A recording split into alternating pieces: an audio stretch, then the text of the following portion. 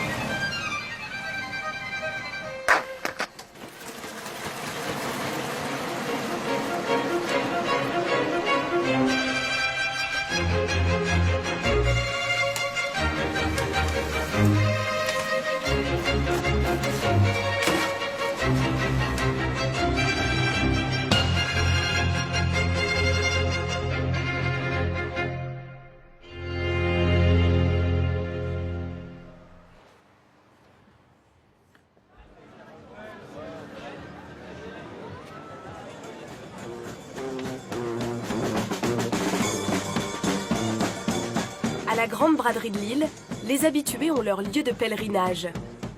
La friterie Momo.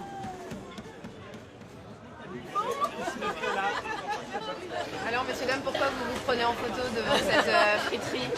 Tout simplement, ça nous rappelle le film Bienvenue chez les Ch'tis, Bienvenue chez les Ch'tis. qui a été vraiment très positif pour notre région. Ouais. Puisque maintenant, on a des gens qui viennent de la région parisienne pour notre braderie. Voilà, tout simplement. Plus de 20 millions de Français ont vu cette baraque à frites au cinéma. Et voilà, en frites. Voilà. Son propriétaire s'appelle Jean-Paul. Voilà, parfait. Mais depuis le film, tout le monde le surnomme Momo. Américain saucisse. Américain fricadelle. Ça, c'est la friterie qu'on a fait pour Danny Boone, pour le film. D'accord. Vous êtes bio là-dessus?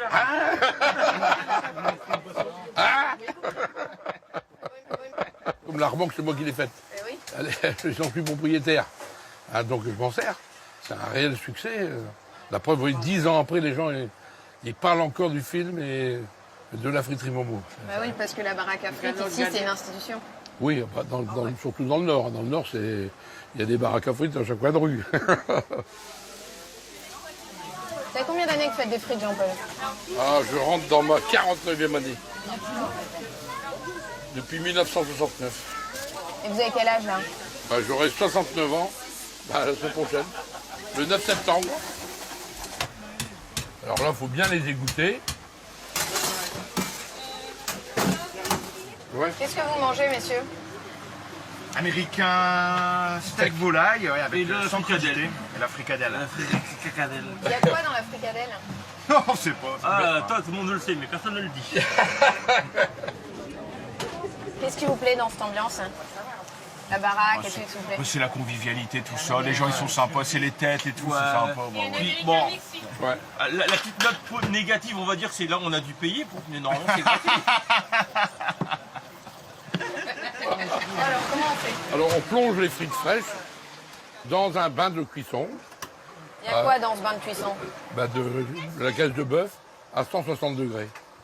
Moi j'aime bien le gras de bœuf, ça sent bon. Ça a un bon goût au palais, s'il vous plaît. Donc après c'est une question de goût. Il y en a qui font à l'huile, c'est bon aussi.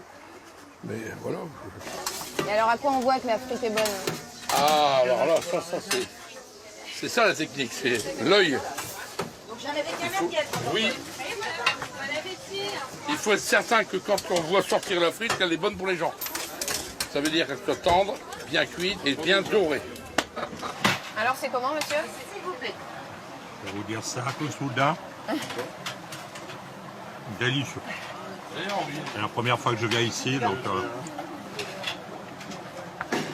Vous Vous n'êtes pas d'ici? Non, je suis de Suisse, de Lausanne. Les quartiers des sables doivent arriver du 3e au milieu. Elles sont pas bonnes les frites en Suisse? Pas la même chose.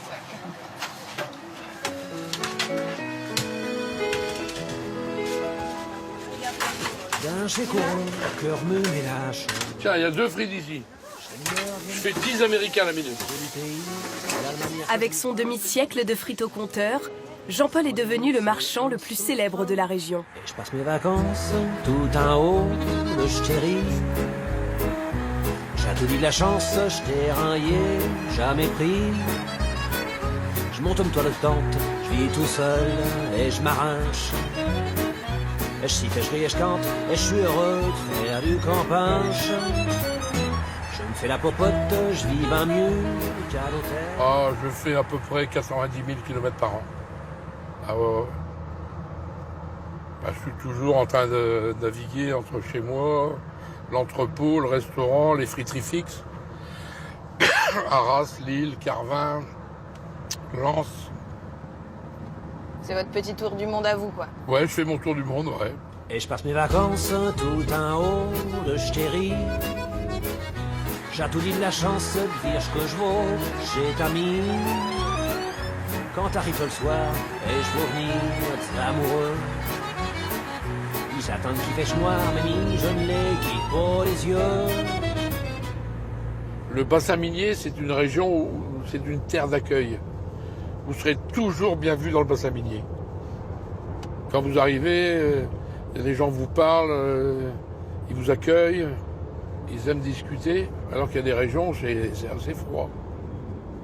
Comment ça se fait alors que c'est comme ça ici? Bah, c'est la dureté. Les gens ont travaillé dur. Vous savez, la mine, c'est quelque chose. Hein. Alors ça, c'est toutes les maisons des mines. Les mineurs vivaient là.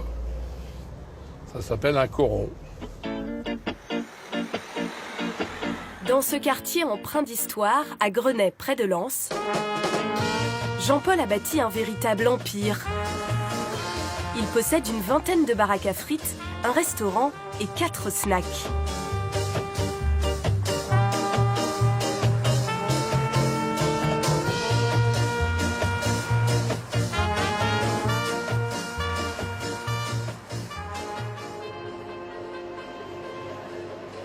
Là, ce sont tous des food trucks.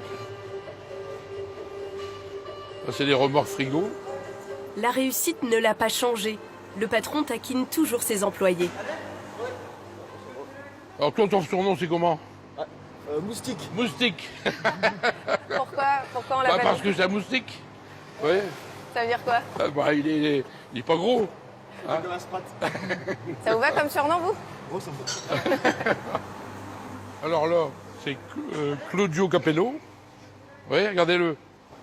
Hein, Greg? Viens un petit peu ici. Regardez-le. On dirait pas Claudio? Le chanteur? Ouais, chanteur. Claudio. C'est là, bonjour. Bonjour. Voilà. Tout le monde a un surnom ici. Ouais, ici, Pratiquement. on va dire. Ouais. Alors lui, il nettoie. Lui, il a 4 pattes sous les friteuses, partout. Et après, il fait... Des frites. Voilà.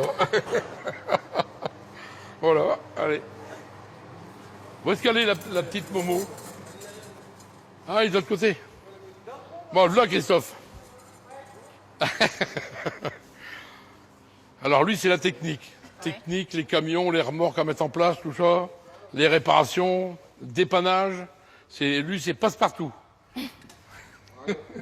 Et vous ont pas donné un surnom, vos employés? Ah, peut-être, mais ils me le disent pas devant moi. Il a un surnom, Jean-Paul, ou pas? Voilà.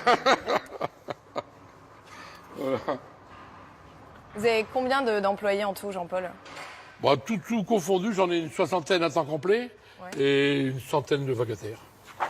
C'est important de créer de l'emploi dans la région? Ah bah oui, Ah ouais, j'en ai toujours créé, ça fait 49 ans. Ah ouais. Pourquoi c'est important spécifiquement ici? Bah, c'est important parce qu'il y a beaucoup de chômage par ici. Donc si on veut que le commerce marche, il faut que les gens travaillent. Si les gens travaillent, ils gagnent de l'argent et retour au commerce. Vous savez pourquoi il y a autant de chômage dans la région? Bah, c'est-à-dire qu'auparavant, il y avait les houillères. Donc les gens travaillaient à la mine. Il y avait eu du travail. Quand les houillères ont fermé, ça n'a plus été pareil. Ça n'a plus été pareil. Sa force de travail, Jean-Paul la doit à son père qui a usé sa vie au fond de la mine.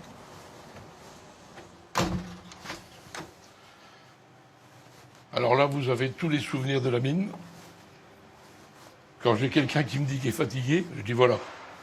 Ah, ça, c'est de la fatigue, ça.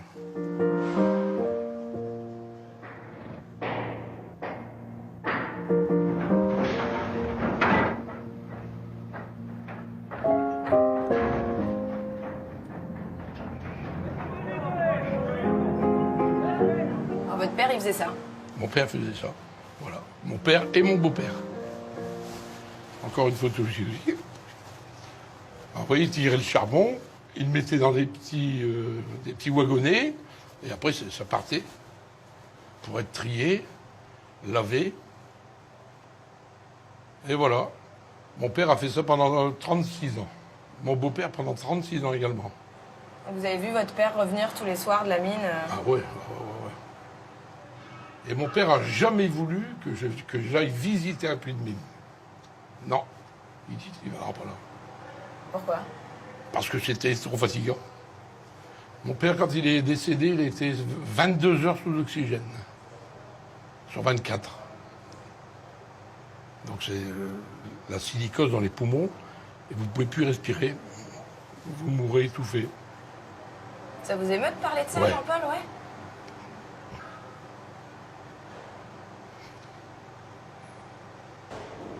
Ouais.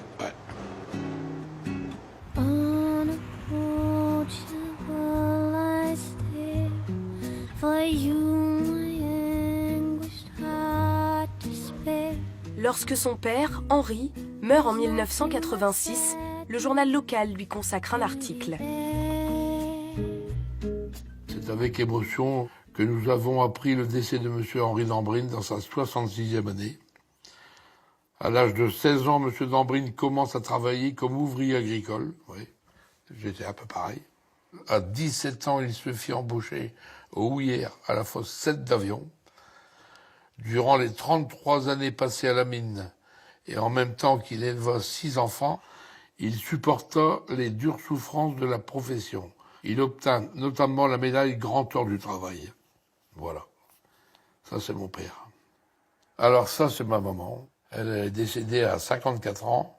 Elle a travaillé toute sa vie, elle a travaillé dans les fermes, à Neuville-Saint-Maur.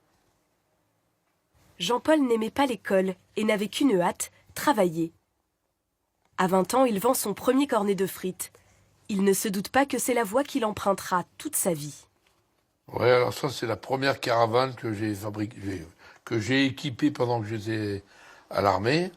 Hein, et puis, quand j'ai démarré la première vente, le 30 avril 1969, à Ablain-Saint-Nazaire, c'est avec cette remorque qui s'ouvrait sur l'arrière.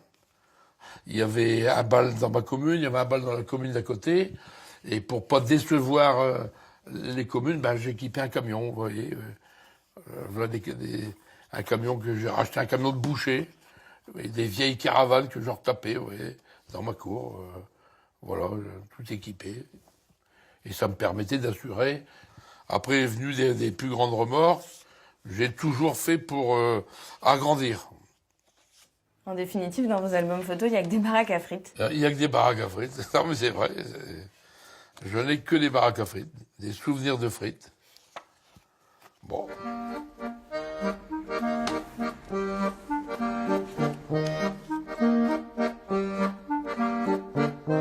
Et puis voilà.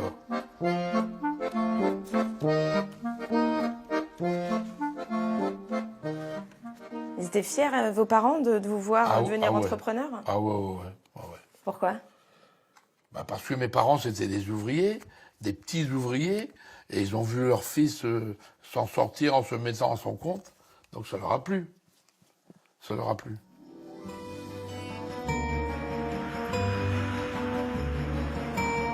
Jean-Paul est un pur produit de la région, comme ses frites. Frites qu'il achète fraîches à des producteurs locaux.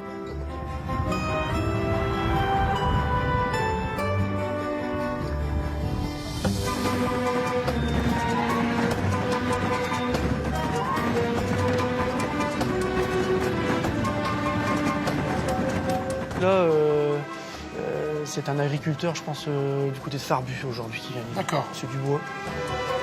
Parmi les variétés de pommes de terre, il a ses petites préférées, la Binch et l'Artémis.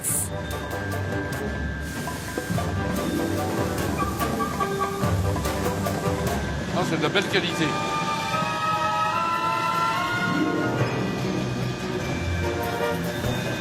Là, c'est vraiment l'idéal, une pomme de terre comme ça. On peut avoir ça toute l'année. Ah, c'est un Facile boulot. de demain. Très boulot. On dirait que vous êtes dans un magasin de jouets, Jean-Paul. là. Ah bah c'est mon plaisir. C'est mon plaisir. Je pourrais rester ici une journée. Ouais. À choisir mes pommes de terre. Ah, il y en a des belles, hein. Il y a de la belle. Je préférais avoir des frites dans ce calibre de pommes de terre que dans celui-là. Pourquoi? Bah parce que quand vous mangez la frite, vous avez une longue frite dans les doigts, vous le trempez dans la sauce, vous en mettez pas plein vos mains. Alors que les petites frites, c'est des chiquettes. Alors c'est pour ça que je dis toujours à M. Savary, je veux des frites avec des œufs d'autruche, pas des œufs de pigeon. Ah, il sait. Je sais déjà ce que vous êtes en train de dire. Il faut des grosses pommes de terre. Si on pouvait les clowner pour Jean-Paul, ce serait bien.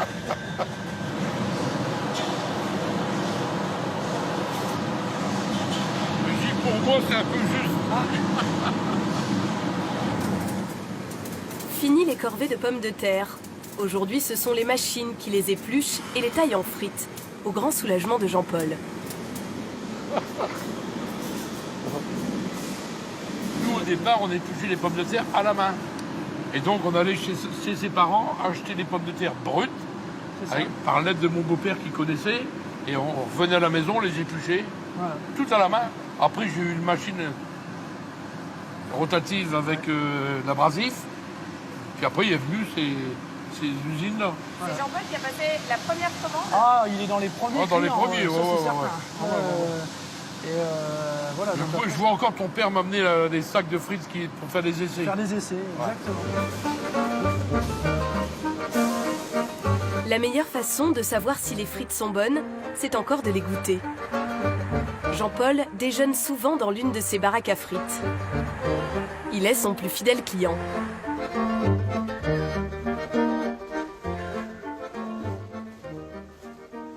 Bon, alors, où je te dis là? Moi, je vais manger un américain saucisse. Oui. Avec un filet de mayonnaise dans le pain. Allez. Je vais déguster les frites à pignons. Voilà, ouais. Hop.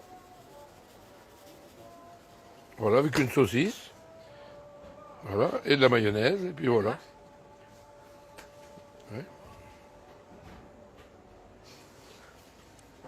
Ah ouais, les frites sont bonnes, hein. Allez-y. Manger des frites tous les jours, Jean-Paul? Tous les jours. C'est pas vrai. Ouais. Tous les jours. Tous les jours, vous pouvez leur demander. Oh. Alors que je ne devrais pas. Pourquoi? Je suis diabétique. T'es plus fort que moi. Qu'est-ce qu'il dit le médecin? Mon médecin me dit, tu manges ce que tu veux. Tu bois ce que tu veux, mais surtout tu me brûles du sucre. C'est-à-dire de l'activité. Voilà. Et c'est le seul truc qui me remet d'aplomb. Une bonne suée, et voilà, c'est parti. Le sucre est parti. C'est le bonheur, ça, Jean-Paul? Extraordinaire. Extraordinaire. Extraordinaire. Manger ça en plein air. C'est pas compliqué de vous rendre heureux, hein? Ouais. Ah, moi, non, faut pas grand-chose, hein. Mais on ne peut pas dresser le portrait de Jean-Paul sans aller faire un tour dans l'un des endroits les plus emblématiques de la région.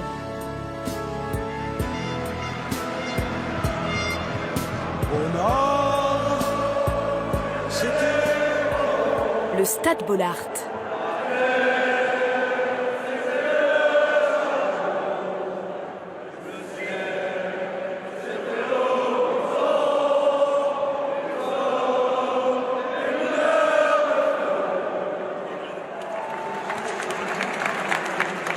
Les jours de match à Lens, il y vend des frites et des sandwichs. Pendant que les supporters se chauffent, à l'entrepôt, les petites mains s'activent. Elena, 72 ans, est la plus ancienne employée de Jean-Paul. Et elle n'a pas du tout envie de prendre sa retraite. C'est ma vie. Et j'adore. C'est ça le pire. Qu'est-ce que vous adorez? Mon métier. Contact avec les gens, l'ambiance. Je ne me vois pas assis dans un fauteuil, rien faire. Et ne pleure pas s'il ne te répond pas tout de suite, Léna. Fais pas comme l'autre fois. Oui, tu vas voir, j'ai pas l'habitude de pleurer. Mais comment ils sont mes collègues, hein? Ils aiment bien me faire enrager, vous savez. Pourquoi? Qu'est-ce qui s'est passé la dernière fois? Non, parce qu'elle m'a pas répondu tout de suite, je l'ai fait 2-3 fois. Alors elle dit ça y est, elle pleure parce que son patron ne répond pas. Mes collègues, comment ils sont? Vous êtes inquiété, c'est ça? Non, pas du tout. On aurait dit une femme jalouse. Oui, ils m'ont dit que j'étais jalouse. J'ai dit que j'avais le même à la maison. Mon mari, c'est Jean-Paul aussi. On aurait cru une femme jalouse. Bon, on a dit à Jean-Paul qu'il lui fasse plus jamais ça. J'espère qu'il va lui répondre tout de suite. Oui, Jean-Paul, c'est moi. Vous pouvez venir, hein? C'est super. Vous pouvez venir chercher les sandwichs. Il le sait, il faut plus la faire attendre, Léna. Oui, ok. Alors, tu vois qu'il t'aime toujours, Jean-Paul?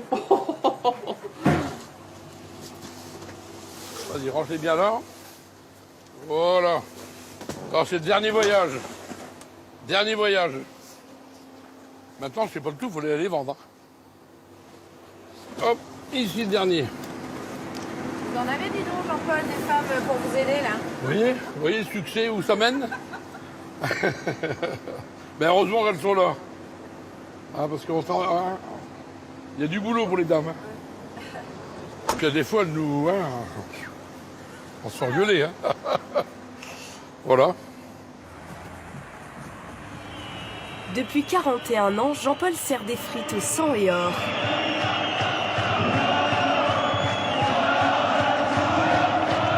Les supporters du Racing Club de Lens.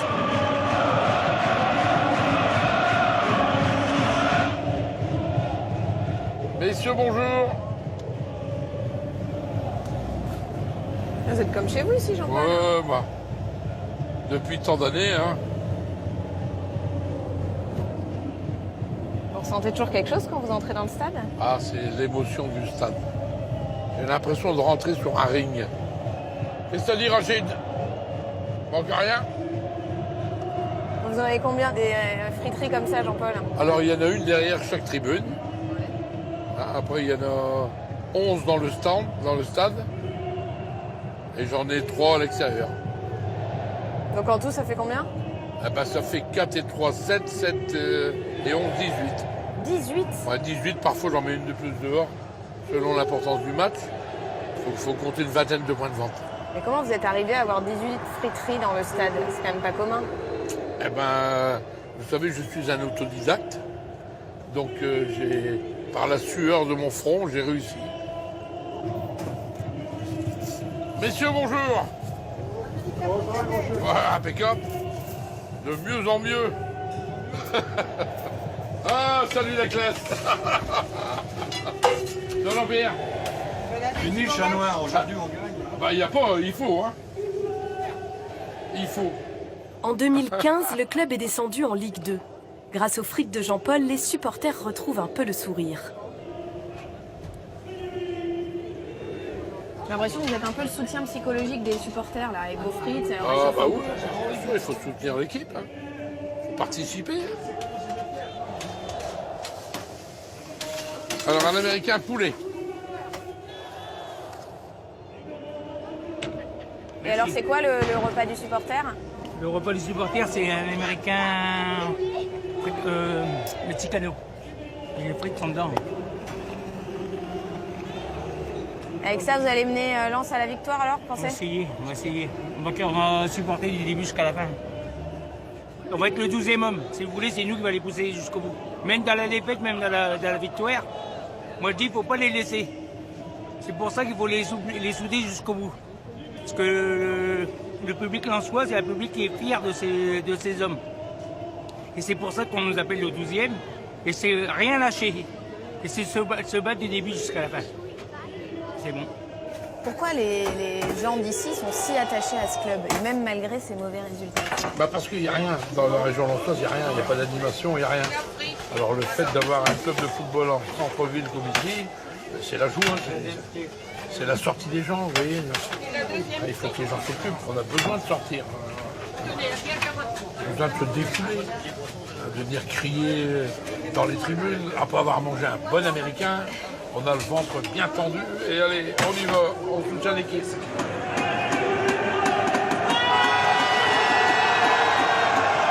Le Racing Club de Lens affronte Lorient. En cas de victoire, Jean-Paul est assuré d'écouler son stock de frites.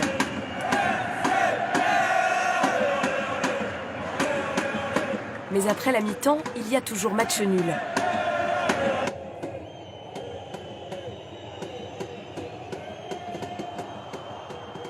Il pousse, mais ça rentre pas. Allez. En 41 ans de stade, Jean-Paul n'a jamais vu un match. Il les suit à l'oreille. Ouais. Un carton rouge? Ce jour-là, Lens perdra 3-2. On est mal, patron. Hein. On est mal.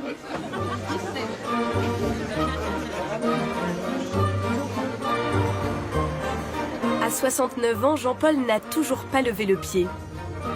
Aujourd'hui, il fête son anniversaire en famille dans son restaurant de Liévin.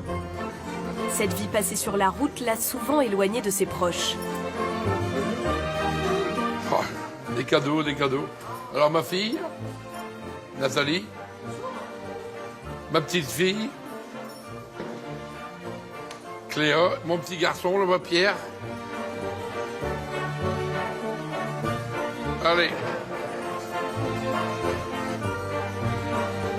Là, c'est ma place tous les jours. C'est une passion. Toujours, j'ai toujours connu comme ça. Oui. Toujours. Depuis que vous êtes petite? Ah ouais. Ah ouais, quand il allait au foire, il me ramenait toujours un petit truc au soir quand il rentrait. J'ai pas vu souvent, mais bon. C'est comme ça, la restauration, le commerce, c'est des métiers à part. Hein. C'est des métiers où on travaille quand les gens s'amusent, les jours fériés, Noël, Nouvel An.